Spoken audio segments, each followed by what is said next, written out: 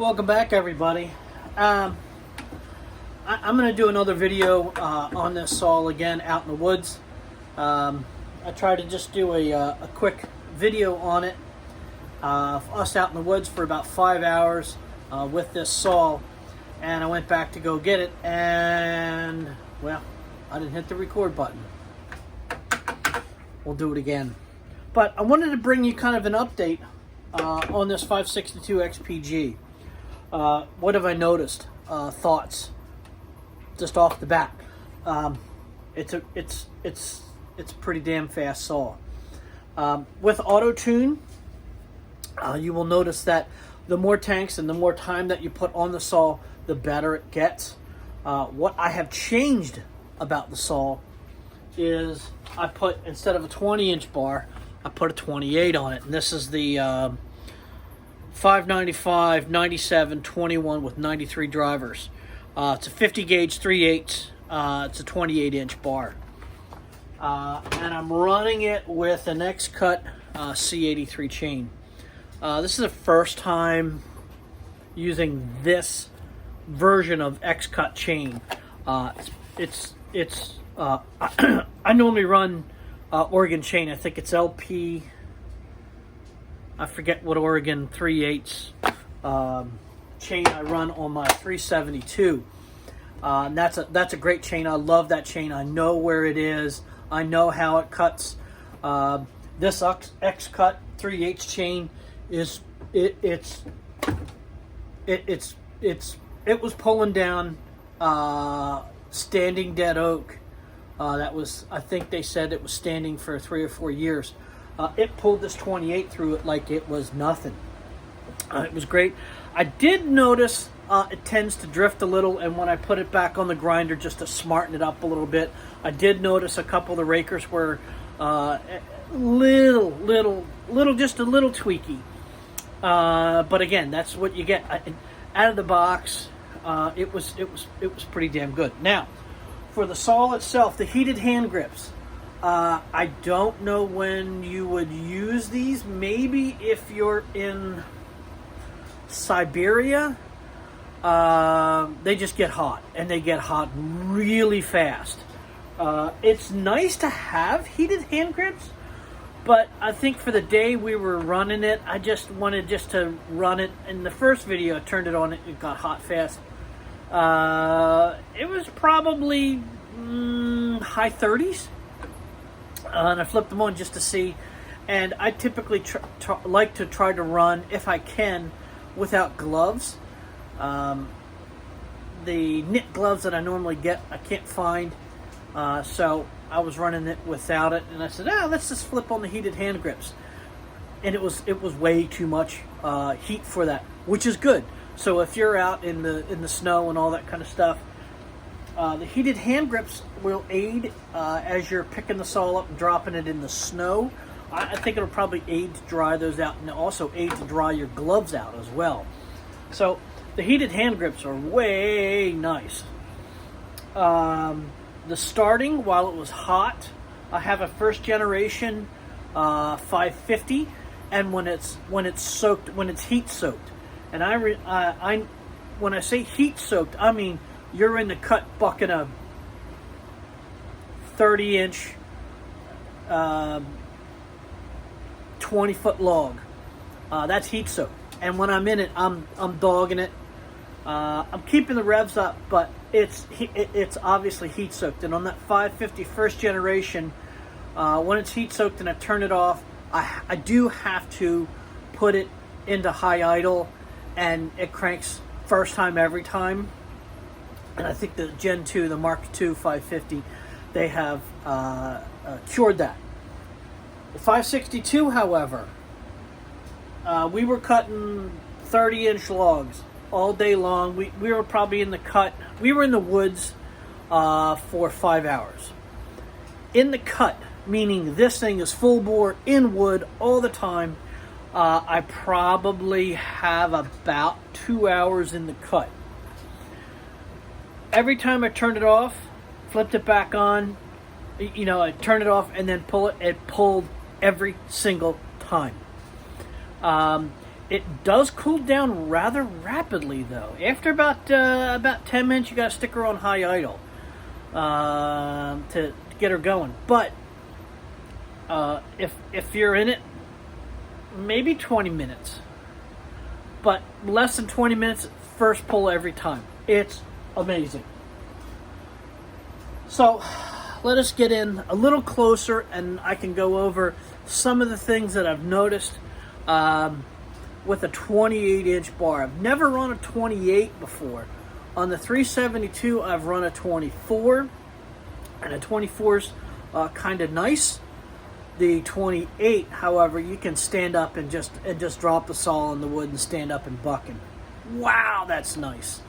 It's a little different on the back, though, I do have to say. So I might, later down the road, I'm not going to put the 20-inch bar back on here. I mean, the 20-inch bar with this saw is amazing. But I might put the 24 on there. But let us get in close and see where we are. All right, so a couple things you'll notice. I had a buddy of mine that came over, and you'll notice that the chain brake is deployed. So every time you have your chain out of your saw out of your hand, this should be deployed.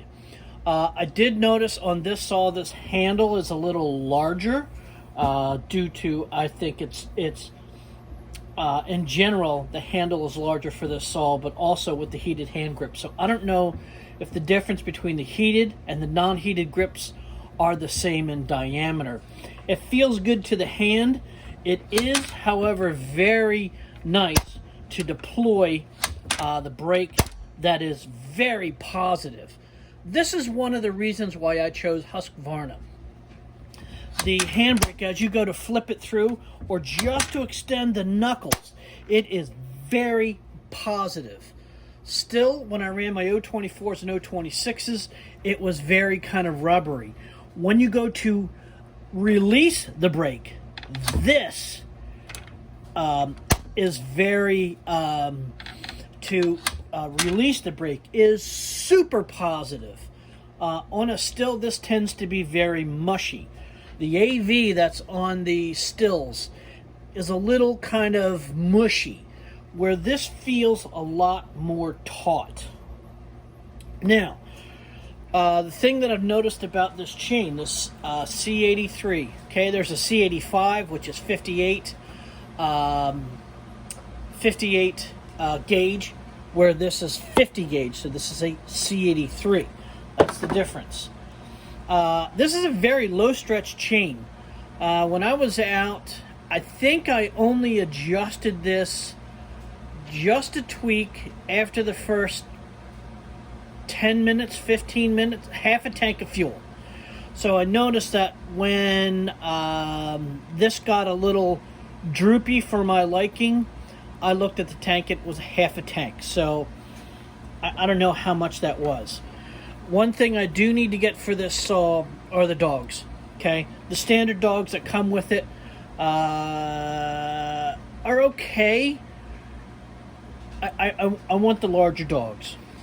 Will I need them as a non-professional, non-cutting in the wood all day? No, not really. Now, what people forget to do on a external clutch chain brake, when they go to take this clutch cover off, you have to make sure, okay, just like I said, when this saw is off or it's out of your hands, that chain brake should be deployed. As you go to either take this off to resharpen it, change the blade, or whatever you have to do to take this clutch cover off, you gotta make sure, you have to make sure that that chain brake is off, okay? So we're going to take this,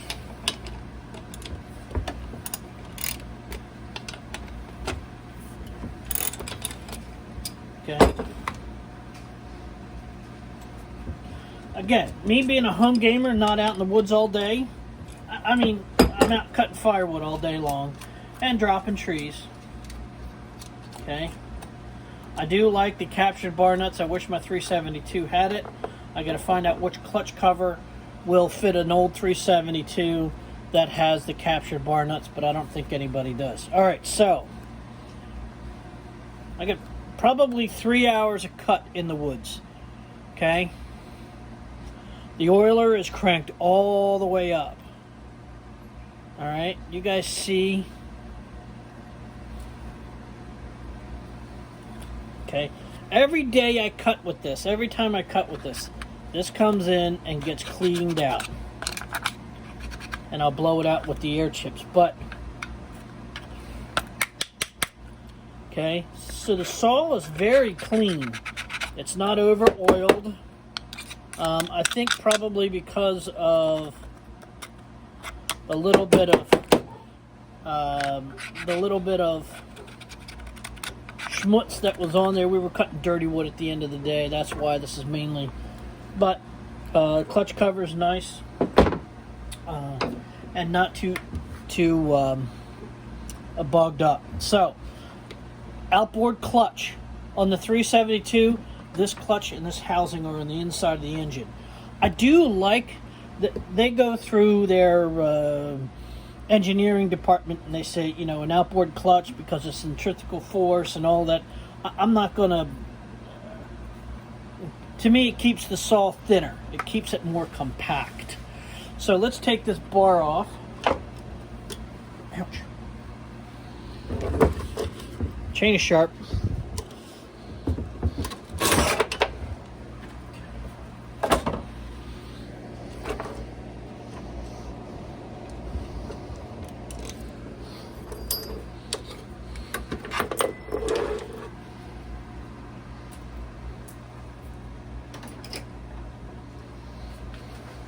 I'm getting pretty good on the grinding, on the grinder. The bar itself is a replaceable nose. Okay, so the nose is replaceable. You can drive out the rivet. I've never driven out the rivet. It does have a greasable tip. Okay, the tip was greasable. I couldn't find my grease gun, so I just take Husqvarna's grease. I have this grease that I use, and I just run it on the tip of here, that goes through. I got to blow this bar out yet, but it's pretty well greased. I should be using the grease bar itself. The bar itself, I don't know if this is a laminated bar. No, it's a solid bar. It's a solid bar. It's an RSN. Okay, 28-inch solid bar with a replaceable nose. Nice bar. You know, standard Husky bar. The bar that you get, that I got with the saw, was also, this is a 28-inch. This is a 20-inch 3/8 replaceable sprocket as well. I do like it with the 28, but I think for everyday use, I think probably a 24 is going to be the sweet spot for this saw. When I do go out in the woods, I will take the 20, the 28, and I'll probably switch over on the 372, and I'll put the 20-inch bar on the 372, and I'll put the 24 on here. So what do we have? So the oiler, that's here. Okay, for the 28-inch bar, you got to crank this all the way up. You got to crank it all the way up. You want to make sure, even with the 20-inch bar, I would crank the oiler all the way up. I didn't have a problem with oiling. Everything seemed to be oiling just perfect. There was no smoke coming off the blade except for the oil that was in the cut itself. The chain catch, okay, that you have to install when you initially get this saw. Some people I see don't put this on here. Again, you should be putting all these safety features on here. They were designed as a complete safety system. The anti-vibe system, which is here on the handle, and there's a limiter straps that are on here. You'll notice that I think these are the transfers. I'm not an engine dude, so I can't speak to this. But you can, I don't know, the mod guys will, all the mod guys that, jack these things up, do work to those. I don't know what they do. This will stay stock. I'm not a guy that's in the woods all day. I'm not making money from it, so do I need it ported and all that stuff? No. This is plenty for me. So let's get a little brush here. Do I have a little brush out here? I should have one. Hang on. All right, so I don't have a brush, but I do have a rag. And we're going to clean this stuff up. Again, this has basically about no use on it whatsoever for the saw's lifespan itself. Outboard clutch, as we see, so an inboard clutch, all of this is flipped. Okay, so all this is buried in the case of the saw itself. I'm going to change these dogs out to the bigger dogs themselves.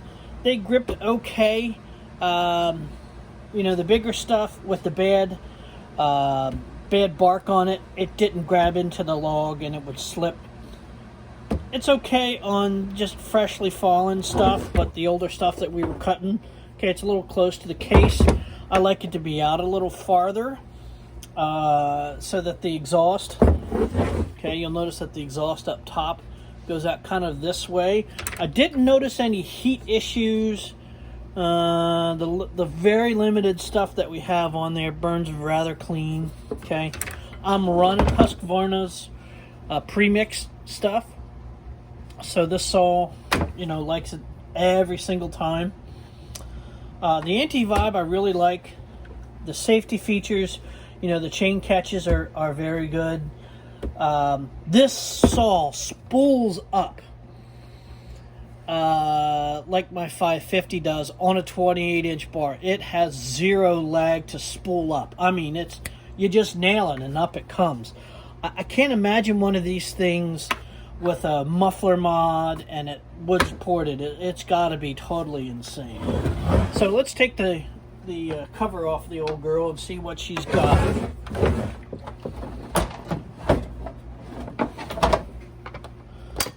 Another part I like about Husky saws are how they take the tops off of these things. I do love these very quick, super quick parts on here. Again, this saw has no use on it. I mean, use would be 50 hours. This is, teeny tiny.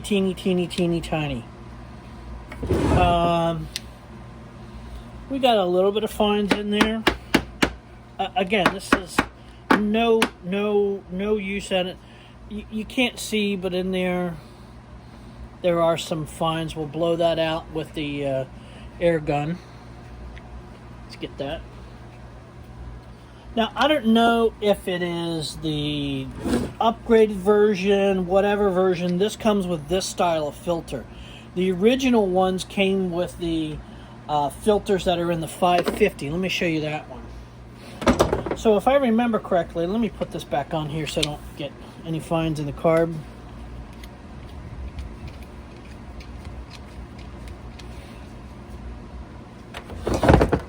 So with the 550, and I might change this over, I'm not sure as of yet. Okay, the 550 comes with this style of filter on it. Okay, that's this one. And this clogs up a little easier. It has a very fine mesh screen on there, and you can see the little bit of fines that are stacked up in here. This is a washable filter from Husqvarna. So I think the original 562s, I believe, came with this style of filter. So let me blow this out and I'll put this back together.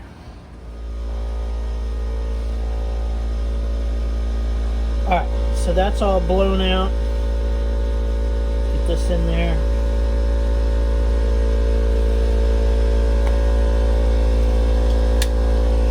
Snaps into place.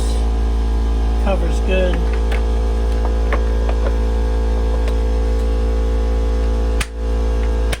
Again, super easy to put these together. That's why I like these snaps. Alright, back to the 62. The overall heat that comes from the off of the saw, there were a couple of times when we were, we're deep into it. I did notice, and again, this might be because I'm still in the kind of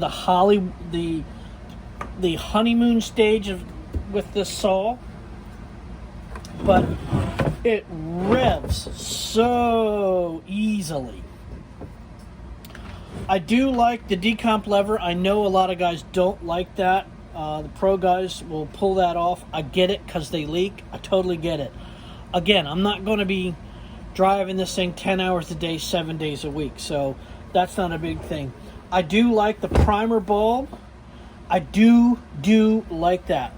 The problem I have, the overall issue that I have with my 572 is when I gotta pull gas into the carb, it's a pain in the ass. Where this, it gets me fuel into it, and to be able to start this from a dead cold start that's been sitting in the back of the vehicle for a couple days. I can hit the primer, pull it 2-3 times, hit it down on fast idle, and up she comes. I do like that. I understand that pro guys, that's not an issue to them. This is a failure point for those guys that they don't like it. I get it. Again, I'm a home gamer kind of guy that, this year I've already cut 16, 18 cord of firewood, I think. I know I've cut 11, and then the other day we just cut another 5 or 6 cord. So I don't use the foot pad that's on here. Okay, so if you're starting this on the ground, you put your foot here. That's the foot pad, and also the chain slap that's on here. I might get they make a metal plate for the bottom. I don't know if I'm going to get one of those for that. It's heavy enough as it is already. Is it a little nice protection? Yes, it is. Am I going to use this saw, again, 7 days a week, 10, 12 hours a day? No. So what else do we have? The starters, very positive. Brake is super positive. I wish I had. I gotta go. I'm gonna go out and shoot some more video with this saw in place. Again, to put the top on, you can't get any easier than that. Just your scratch, or even your fingers are just fine. Fuel consumption on this saw, again, because it's the initial setup, which I did on my other video, for auto tune was good. Now that I have several tanks of fuel through it, it's still dialing itself in. So every once in a while, as you're into it, you're 20 seconds into a cut, this will do its full range, and you'll notice it'll drop down into it'll do a gross adjustment, just because the saw is so new. But I'm telling you, this thing is pretty amazing. It's a 60cc saw. It feels, with a 20-inch bar, about the same as my old 372. The 372 is a torque monster, where this thing is a speed demon. I was able to reef on it with a 28-inch, and again, not having a 28-inch bar to begin with, I'm not sure how far you can pull down, you can reef on it, but I felt no real need to fight the saw, meaning stick it in the wood and yank up on it. The speed of the saw is just amazing. The back barring of it with a 28 you know, it's rocket fast. The chain on it is very fast. It pulls chunks on that hard oak. It was kind of splintering because it was so hard, so dead. The saw just didn't care. I didn't get to a point where I was dogging out I was stalling the clutch on it. But, you know, this is a pretty stellar tool. Once I get the larger dogs for here, and I think I'm just going to put it with a 24-inch and put the 28 on my 372. I love my 372. Will this replace the 372? No, because nothing replaces that 372. But will I pick this up more than my 372? Probably so. Probably so. So, I rambled on about how much I love this saw. Again, I'm still in the honeymoon stage. I still got to figure out where we are so far as fuel consumption on it. Again, I do notice that when I'm out of a tank of fuel, I'm about 3/4 full on the oiler. So it's still making its changes. It's still dialing itself in. And every time I run another tank of fuel through this thing, it just proceeds to get just that little bit better. Just like my 550 did.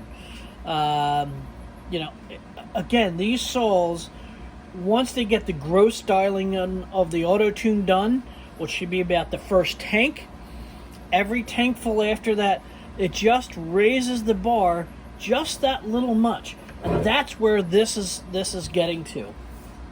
So, next video we'll be getting into, we'll be out in the woods or something like that. I'll cut cookies. I don't know. I'm not a real big cookie fan. I'm cutting firewood. So, this is 562XP with the heated handles. That's the G version. So, go check out one at your parts equipment, at your power equipment dealer. You will absolutely love the power to weight and the speed of the damn thing. It is pretty amazing. So, thanks for joining me for this. If you liked it, give me a thumbs up. If you really like the content, give me a subscription. That would be great. Share it out if you would. So this is the 562XP-G from Husqvarna. So go to your local power equipment dealer. Mine just happens to be Jackson Small Engine. So go to your dealer. Get a rapport with your local dealer. Go into frickin' buying crap online and buying stuff at Tractor Supply. That's not a rapport that you want to have. I love my my power equipment dealer. Whew, that's hard to say. And we have a very great rapport. Everything I always need, I can just call them up. They'll hide it. They'll not hide it, but they'll put it at the counter for me. And so that when I'm in and out if I need to be, but I tend to spend a little bit more time in the power equipment dealer than I need to. So I'm going to put this thing back together and go check it out. Give it a spin. We'll talk to you guys later. Thanks. Bye-bye.